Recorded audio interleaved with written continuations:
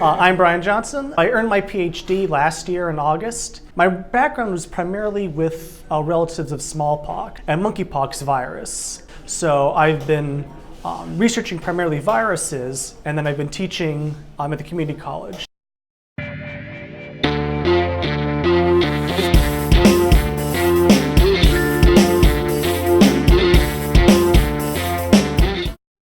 I'm a recent graduate from Arizona State University. I got my PhD there in 2018.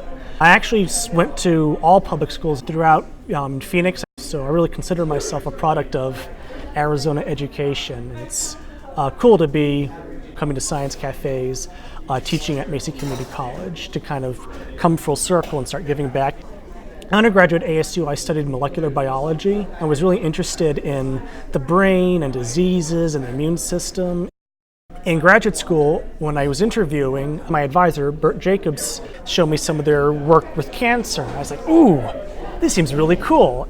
Immediately knew that it was the place for me. The research was fascinating and the culture was perfect. It was a very collaborative, open environment, encouraging creativity and curiosity. So this talk, I'm talking about viruses as anti-heroes. So what do I mean by an anti-hero?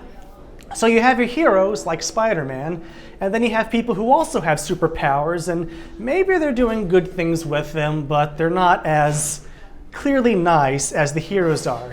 So you have Batman, so there's Adam West trying to get rid of a bomb, and Batman again, this time Batman's kicking an ice cream cone out of someone's hand, and that's just terrible, so that's clearly villainous, so that's an anti-hero version of Batman.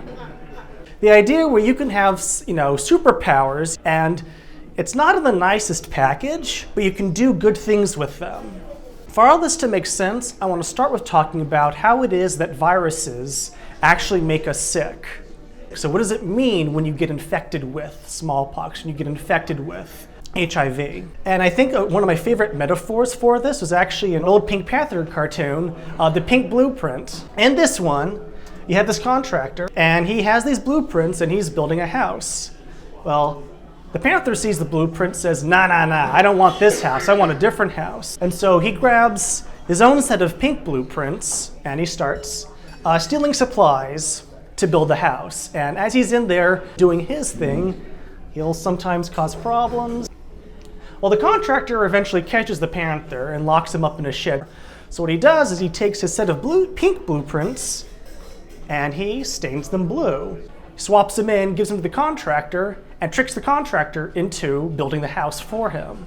And that's basically what viruses do. When a virus gets into your cell, it can't do anything on its own. It has to trick the cell into making more viruses. Now, for the last several years, I've actually been involved in organizing science outreach programming at Phoenix Fan Fusion, formerly Phoenix Comic-Con. You had this big convention where people would come and people would be geeking out about their favorite fandoms or comics or movies or animes. Several years ago, a group of people and myself decided to start bringing in scientists to talk about, well, what's the science relating to this? And so we got an aerospace engineer and a metals expert to talk about what would it take to build Iron Man's suit, and how realistic is it that Tony Stark does all this himself. And so bringing in real science and using the convention as this avenue to create these conversations between people who like this geeky stuff and people who are actual experts in the field to create these conversations and bring together this community.